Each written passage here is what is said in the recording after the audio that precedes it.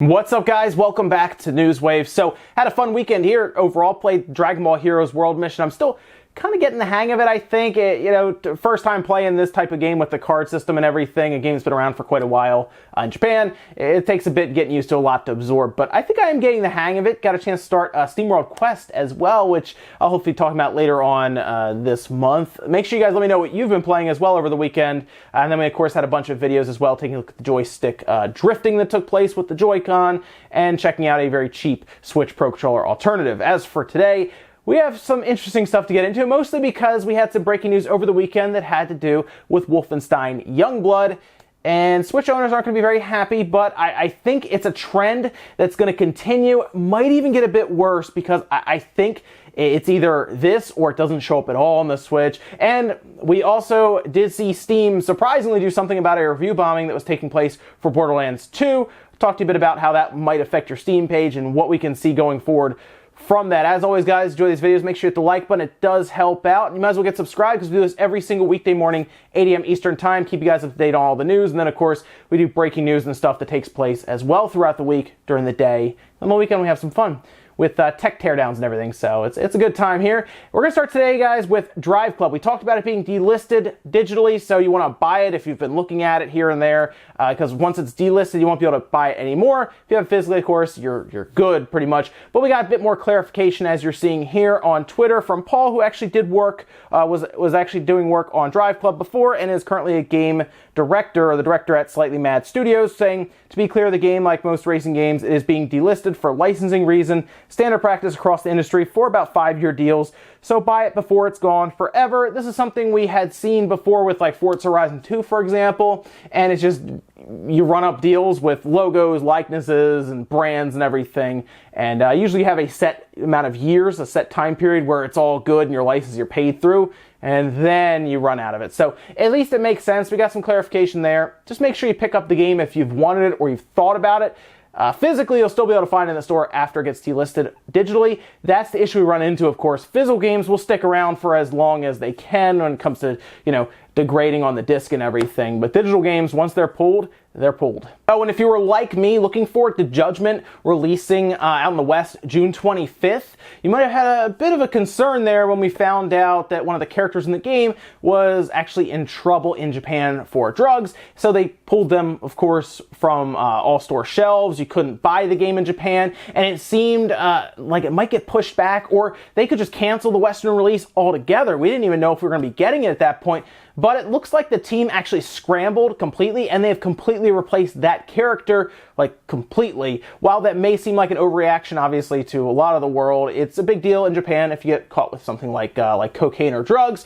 So to them, it makes perfect sense, and they apparently did massive overtime to get it done. This is actually an interview with IGN Japan, where they specifically talk about completely replacing the character, the dub, everything, so they can make sure that they did not have to push it back when bringing it west. And then, of course, they can also put it back out on store shelves in Japan. I do wonder if that Japanese version, the original one, will become rare and maybe valuable even, because if they have to completely alter the game, it is one of those like first edition then second edition where they had to do something to move stuff around. So keep that in mind. Maybe look around for that first edition. Obviously, we don't have a first edition in the West or anything, but maybe look around for that copy, because there's always a chance. I mean, it's already kind of a niche game, and now they've made it so that one of the characters was pulled and they're going to have a second release. That first release might be worth something in like 10 or 15 years. Also, if you're excited about Respawn's Star Wars game that's coming up, remember, it's launching this year, holiday 2019. We've only heard, I believe, the title at this point, maybe some little tidbits about it being a single-player game and everything. Jedi: The Fallen Order is actually set to be revealed this weekend, April 13th. It's going to be revealed. Lucasfilm told us about this a few weeks ago, actually. They're going to reveal it at Celebration Chicago. There's going to be a panel, and I assume at that point, we're going to get some kind of gameplay, a trailer, something. I don't think they're just going to sit up on the panel and answer questions. I think they're going to show up with actual video footage of this game being played, and that's exciting because I think Respawn right now is on a roll with Apex Legends and everything, and I think, to be honest, them and DICE, they're probably the last two good developers that they have over at EA right now, with BioWare seemingly struggling badly, and we had that full article that shed light on it.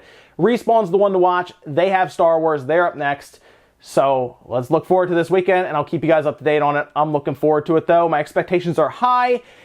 That might not be a good idea, though, with EA, though, because they know how to crush expectations. And guys, some of the quick news out of the way. Let's get into the bigger stuff. We're going to start right away with Wolfenstein Youngblood on the Nintendo Switch, and Bethesda seemingly selling Switch owners an empty box. Well, it'll have a code in it, but there's not going to be a cartridge. So once that code comes out, congratulations, you have an empty box. Now, there's a lot of ways to look at this. I think most people are looking at this saying, well, I'll just buy it digitally because I'll just get a box out of it. And that's, yeah, that makes sense. I mean, I get it. I don't really know if it's worth the trip to the store at this point to get it just for a box, because at least games, which trust me, there's a lot of games out there for the Switch where you buy the game card and you still got to download like what, 3/4 of the game. I'm looking at NBA 2K right now because it's like on the smallest cart almost that they could get, like in less than 8 GB cart or whatever.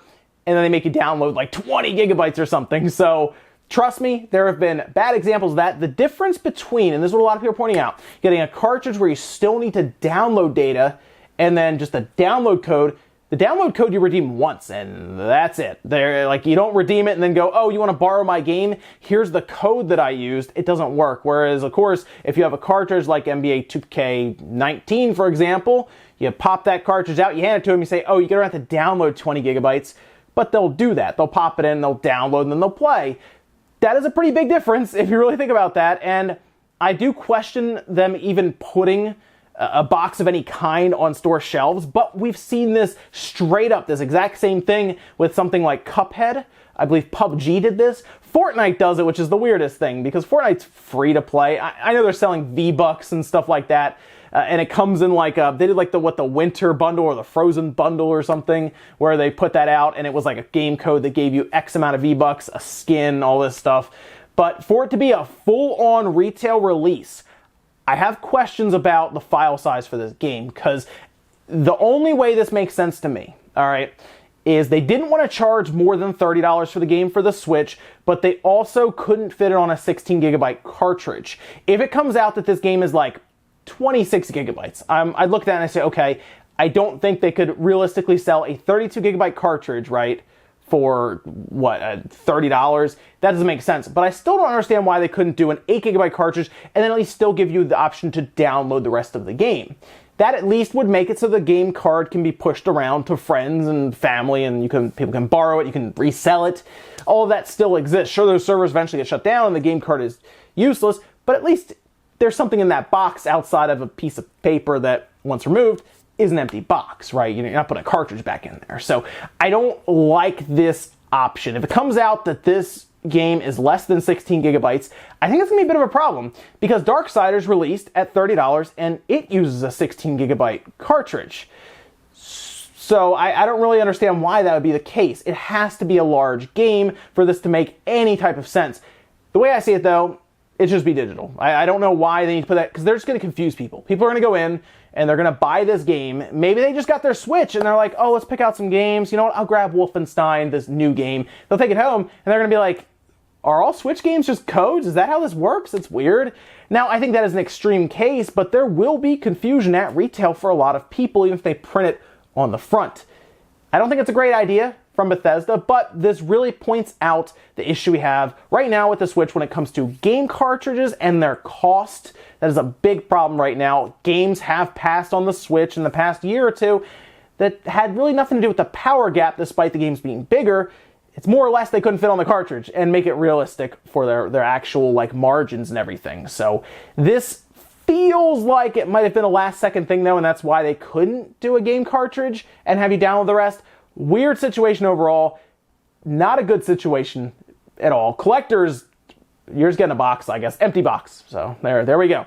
I probably look towards it as a digital game, to be honest. I probably won't go out and buy the box and get a code in it. That makes no sense to me. I'll just get it digitally and move on from there. But let me know what you guys think about this down below, because I'm sure plenty of people are very happy about not getting a physical cartridge, even a small one that you download data to, because they're basically selling you a one-time use code. It's nothing you can let people borrow. But let me know what you guys think about that down below. Next up, let's talk about an old rumor that was seemingly confirmed by sources at that company, and now it seems like it may have been overblown and it's kind of debunked now. So do you remember how we've talked about, this is in the past before, we kind of talked a bit about this, how Criterion was apparently approached by Nintendo to create an F-Zero game for the Wii U that never seemed to materialize, whether it was talks broke down or just something happened.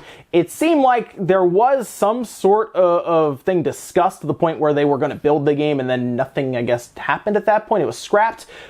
Well, it seems like it didn't go that far. There was actually an interview with Game Informer very recently from Alex Ward, who was in charge of all that, saying, "Once and for all, Nintendo didn't come to Criterion and ask us to make F-Zero. Nothing of the sort at all. Completely false. Somebody quite junior in Nintendo of Europe, who isn't there anymore, sent me an email and said, hey, some of us were talking. Some of us, what does that mean? That could be the water cooler. We're talking about games we'd love to see come back, and we thought you lot would be great to do F-Zero. Wouldn't that be awesome?" This guy just sent me an email out of the blue, so then I take that email and I replied. Must have maybe thought, oh, we were an independent company, and we weren't. We were wholly owned by EA. One, we're owned by EA. Two, if you want to talk to EA, and those companies have those discussions all the time, you have to contact this guy and give him the email address. That's it. So it seems like it was an email chain. It was a quick like, oh, wouldn't this be cool? And then Alex Ward said, hey, we're owned by EA. EA tells us what they sign our paychecks, dude. Like, what are you doing? So he just said, hey, go contact them, and that was it. There wasn't any actual talks. It literally seems like it was a single email. So it's been a rumor that's been floating around since, I think, 2015, and it seems like it might have just been overblown at that point. So it doesn't even seem like, to be honest, Nintendo themselves, especially like Nintendo in Japan or anything, their headquarters, actually talked to the Criterion or EA about doing F-Zero. So there we go. Next up, if you're an avid Dolphin user on, say, your computer or your NVIDIA Shield TV, for example, there's a lot of devices you can emulate GameCube games and Wii games and stuff on. You've probably messed around with playing online with it at some point in time, or at least thought about it. Hey, wouldn't this be cool?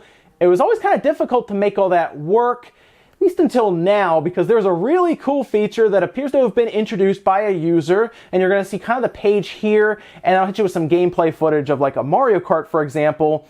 This is the NetPlay server browser. So basically the way this works is you can search for lobbies that have been created. People can give you the name, the game ID, and everything, and you can search, and people can have them completely open. They can have them locked with a password. It kind of reminds me of like old GameSpy, like when we used to have an application on our computer back in the day for that. But this now has like full-on browser support to find other people when they're playing games on the Dolphin. For like GameCube, for example, they had like images of people doing like Mario Golf, for example, on the GameCube, and then you can play online, which is great because it actually already syncs everything up and tries to match everything. And now you can get to the point in Dolphin where you can just search for people. Like, that's so cool. So we're getting to the point now where GameCube is like almost fully online. It might get to the point where you have to like text somebody or call them or send them a message and be like, hey, let's play F-Zero on Dolphin on the GameCube, set up the lobby, I'll join.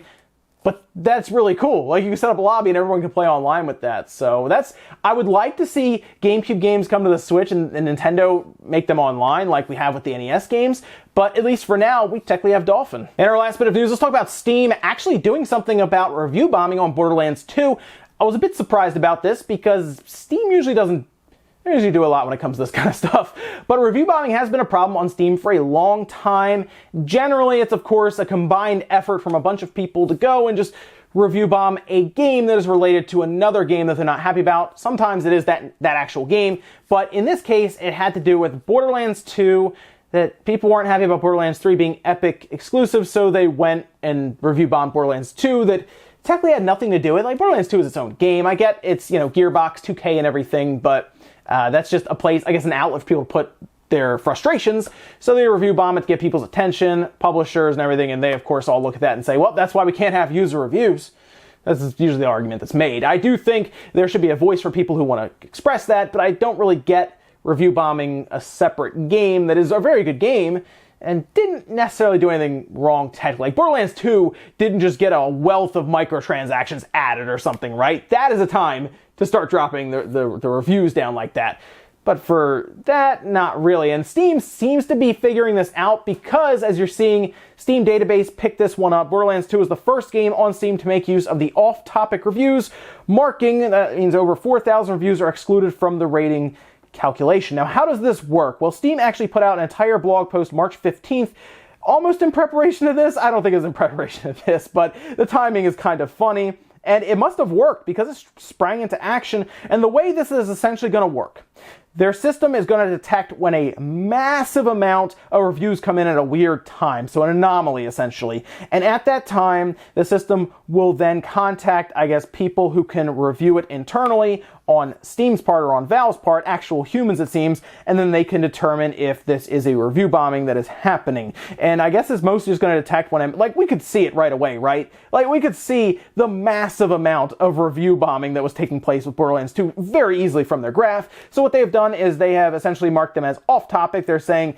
hey, you can still check these out if you'd like there's a little checkbox you tick, and then you can see what was going on, but they don't actually count towards the score, which makes sense, right? I mean, you're not reviewing the game. I don't know why it should affect the game's score, right? Because you're not reviewing it, but you can still leave them up there. So you can you can check the box and you can see what everyone was saying and why this was happening and everything. And it still keeps them there in that graph, but it makes them all white.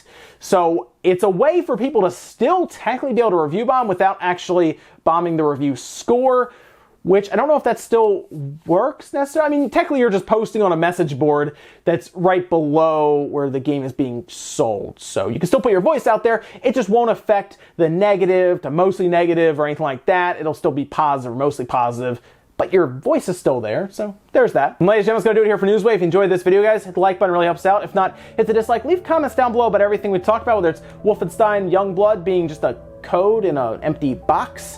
What do you think about that one? And then what do you think about Steam seemingly trying to stop review bombing from happening without actually cutting out the users' voices from that? Because you can still leave it there, it just won't count technically. I'll be curious if that kind of stops review bombing or makes people say, well, we're not actually affecting the score, what's the point? I think they could still at least put it up there since it's not hurting the score, and it's basically just a message board. Thanks guys for watching, and I'll see you next time.